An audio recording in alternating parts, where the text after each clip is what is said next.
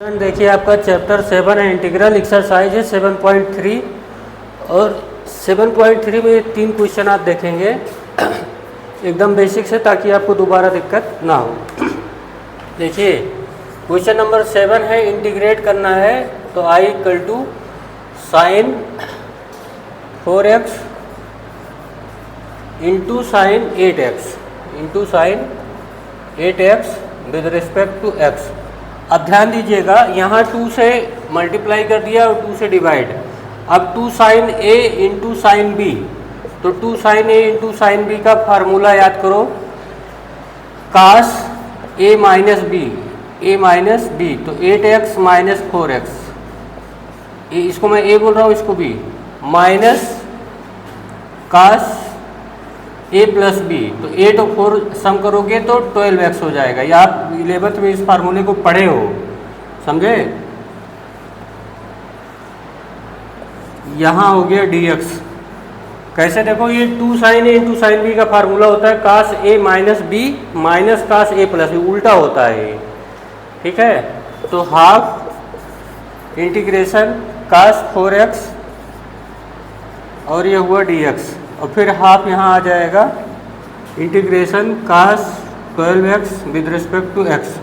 अब कास से पूछो किसका डेरिवेटिव है कास, तो साइन का होता है हाफ साइन 4x, x के बगल का कोफिशिएंट 1 के अलावा कुछ भी है तो उससे डिवाइड कर देंगे, माइनस हाफ ये साइन 12x आएगा, क्योंकि कास डेरिवेटिव होता है साइन का, x के बगल जो भी है 1 के अलावा उससे डिवाइड कर देंगे प्लस c। ये आपका आंसर हो गया। आप सिंप्लीफाई करना हो तो कर लीजिएगा, यहाँ 2 4 जा 8, 12 2 जा 24। अब क्वेश्चन नंबर 8 देखिए। क्वेश्चन नंबर 8 में क्या है कि कास के बगल में 1 को नहीं रखना चाहिए, कास के बगल में 1 को नहीं रखना चाहिए। माइंड में इसको ध्यान रखिएगा कि कास के बगल में हमेशा 1 को मत रखिएगा। काश के बगल में अगर आप 1 को रखेंगे तो क्वेश्चन फंस जाता है, ठीक है।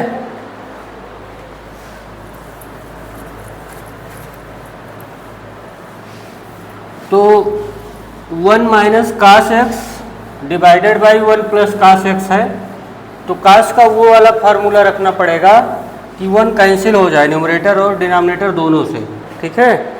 ऐसे लगाना पड़ेगा इसको। Question number 8, i equal to integration of 1 minus cos X upon 1 plus cos X dx। तो देखिए कास एक्स का हाफ वाला formula 1 minus 2 sine square X by 2 होता है, और इसका हटाने के लिए 1 plus 2 cos square X by 2 minus 1 dx। अब जब इसको ओपन करेंगे तो 1 1 कैंसिल हो जाएगा, 2 साइन स्क्वायर एक्स बाई 2, नीचे आएगा 2 cos square X by 2 dx। 2 2 cut जाएगा, tan square X by 2 dx। अब ये हो गया sec square X by 2 minus 1 dx, ठीक है। क्योंकि 1 plus tan square X by 2 होता है sec square X by 2, 1 plus tan square X by 2 equal to होता है सेक स्क्वायर एक्स बाई 2, तो 1 इधर आएगा। क्योंकि हमें सेक वाला इंटीग्रेशन फार्मूला पता है, टेन वाला नहीं, तो इसको इसमें चेंज कर दिया। यहाँ आ जाइए, integration of sec square X by 2 dx minus integration of 1 dx। तो ये किसका होता है, डेरिवेटिव tan का। अच्छा, इसके बगल में है x 1 बाई 2x, तो x का कोफिशिएंट 1 के अलावा 1 बाई 2 है, तो 1 बाई 2 से डिवाइड करेंगे, 1 के अलावा कुछ भी होगा डिवाइड करो। 1 का इंटीग्रेशन x होता है प्लस c।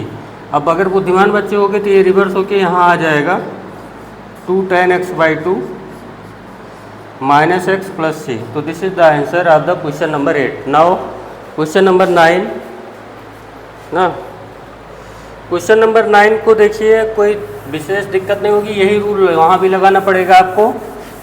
क्या करना पड़ेगा कि जो काश के नीचे वो देखो 1 है ना डिनोमिनेटर में, 1 को हटाइए, चाहे जैसे है, अभी अभी सीखा आपने उसी पे बेस्ड है ये। तो ये देखिए आप question number 9, I equal to integration है cos X upon 1 plus cos X D X. अब कास एक्स तो कास एक्स के हिसाब से यहाँ +1 कर दीजिए, डिनोमिनेटर को देख के सेट करना पड़ेगा यहाँ पे, और यहाँ -1 कर दीजिए, यहाँ भी ऐसे कर दीजिए कास एक्स +1, और इसके नीचे भी कर दीजिए कास एक्स +1। मतलब डिनोमिनेटर के हिसाब से न्यूमरेटर को सेटिंग वाला क्वेश्चन है ये। समझ पाए कि नहीं? क्योंकि यहाँ 1 डिनोमिनेटर में है, प्लस कर दिया 1 और माइनस कर दिया, कुछ नहीं किया, ठीक है। तो कास एक्स +1 के नीचे एक बार इसको डिवाइड किया, -1 जो लिखा है उसके नीचे एक बार डिवाइड किया। आई थिंक आप समझ पा रहे होंगे। ये कट गया होगा तो 1 - 1 अपान 1 प्लस कास एक्स, ये इतना आया। अब 1 को हटा दीजिए, तो ये ऐसे कर दीजिए 1 का इंटीग्रेशन और integration 1 upon 1 plus cos X D X हो गया। अब 1 का तो इंटीग्रेशन क्या होता है, x होता है। यहाँ पे 1 + 2 cos square x/2 -1 dx, 1 cut जाएगा, x हाफ बाहर आ जाएगा, कास स्क्वायर ऊपर जाएगा तो सेक स्क्वायर x/2 dx। अब x - हाफ सेक tan का होता है डेरिवेटिव tan x/2, और इसका x के बगल का कोफिशिएंट 1/2 है तो 1/2 से डिवाइड करेंगे, प्लस c। अब यहाँ आ जाइए, x - 1/2, 2 ऊपर आएगा tan x/2, क्योंकि यहाँ 1/2 है तो 2 ऊपर आएगा, प्लस c। अब ये 2 कट जाएगा, x - tan x/2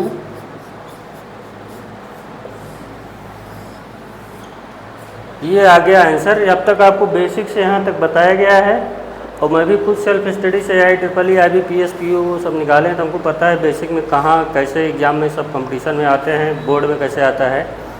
तो आप चैनल को फॉलो सब्सक्राइब कीजिए, आपको बेसिक से अच्छे से एडवांस लेवल तक पढ़ाया जाएगा, आपको उसकी टेंशन मत लीजिएगा।